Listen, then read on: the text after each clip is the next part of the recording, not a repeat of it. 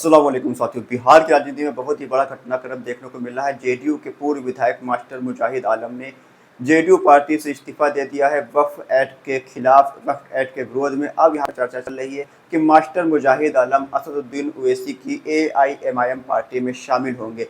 लेकिन जब मास्टर मुजाहिद आलम से सवाल पूछा गया तो उन्होंने भी कोई साफ जवाब नहीं दिया है। उनके तरफ से कहा गया कि थोड़ा वो वक्त लेंगे, उसके बाद फैसला लिया जाएगा, अभी परिवार को वो वक्त देने वाले हैं। एमआईएम पार्टी की तरफ से भी अख्तरुल ईमान साहब ने कहा है कि अगर मास्टर मुजाहिद आलम हमारी पार्टी में आना चाहते हैं तो उनका खैर मकदम है, उनको हम खुले दिल से अपनाने के लिए तैयार हैं। मास्टर मुजाहिद आलम 2014 के उपचुनाव में पहली बार विधायक चुनकर आए थे, साथ साथ 2015 के विधानसभा चुनाव में भी मास्टर मुजाहिद आलम चुनाव जीते थे। 2020 के विधानसभा चुनाव में एमआईएम पार्टी के प्रत्याशी इजहार रस्वी से वो चुनाव हार गए थे। हालांकि यहाँ पर 2024 का जो लोकसभा चुनाव था उसमें भी जेडीयू के प्रत्याशी वो थे, लेकिन वहाँ पर भी वो उनको हार का सामना करना पड़ा था। वो दूसरे नंबर पर रहे थे। असदुद्दीन ओवैसी की एमआईएम पार्टी बिहार के अंदर काफ़ी मजबूत है। बिहार के होने वाले विधानसभा चुनाव 2025 की पूरी मजबूती के साथ तैयारी कर रही है। अब यहाँ पर खबर आ रही है कि यहाँ पर कई बड़े पूर्व विधायक एमआईएम पार्टी के संपर्क में हैं, एआईएमआईएम पार्टी को ज्वाइन कर सकते हैं। यहाँ पर असदुद्दीन ओवैसी की पार्टी में ज्वाइन होने वालों की लिस्ट में एक नाम मास्टर मुजाहिद आलम का भी है। मास्टर मुजाहिद आलम कोचा धामन विधानसभा सीट से 2 बार विधायक रह चुके हैं। हालांकि वो 4 बार चुनाव लड़े हैं, 2 बार हारे हैं, 2 बार जीते हैं, 1 बार लोकसभा में चुनाव लड़े हैं, वो हारे हैं। वो काफ़ी ज़मीनी नेता माने जाते हैं, उनके पास अच्छा खासा वोट बैंक है। अगर वो असदुद्दीन ओवैसी की एमआईएम पार्टी में आते हैं तो ऐसे में आने वाले 2025 के विधानसभा चुनाव में एमआईएम पार्टी उनको प्रत्याशी बना सकती है और वो कोचा विधानसभा सीट से एक बार फिर से विधायक बनकर आ सकते हैं। अगर लेकिन चर्चा ये भी है कि वो आरजेडी पार्टी में भी जा सकते हैं, लेकिन अगर वो आरजेडी में जाते हैं तो उनका विधायक बनने का टूट सकता है, क्योंकि आरजेडी का जो खास वोट बैंक है वो महज 25 से 30 हज़ार वोट के बीच ही है।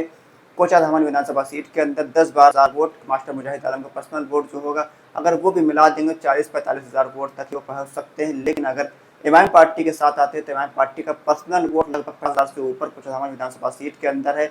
और यहाँ पर मास्टर मुजाहिद आलम अगर एमआईएम पार्टी में आते हैं तो एमआईएम पार्टी के सिंबल पर उनके जीतने के चांस ज़्यादा है। एमआईएम पार्टी के ताल्लुक से भी खबर यही है कि एमआईएम पार्टी भी उनको लेना चाहती है।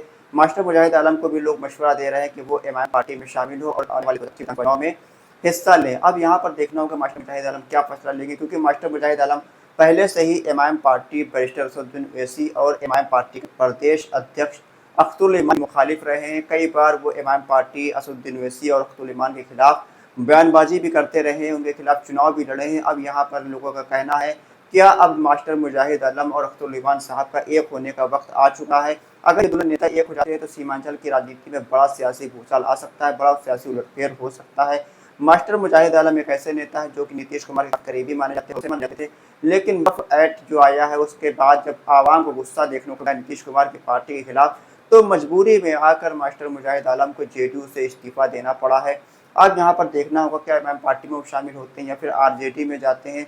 एमआईएम पार्टी के जो कार्यकर्ता है उनका कहना है कि कुछ कार्यकर्ता ऐसे हैं जिनका कहना है कि मास्टर मुजाहिद आलम अगर एमआईएम पार्टी से चुनाव में उतरते हैं और वो चुनाव जीत भी जाते हैं तो उनकी क्या गारंटी है कि वो एमआईएम पार्टी में बने रहेंगे या फिर पिछले विधायकों की तरह एमआईएम पार्टी को छोड़कर वापस से अपने राजनीतिक में जो नीतीश कुमार है उनके तरफ चले जाएंगे। ऐसा भी संभावना जताई जा रही है, लेकिन जो शक और शुबा है वो गहराता जाता है, क्योंकि एमआईएम पार्टी के खिलाफ हमेशा ये रहे हैं।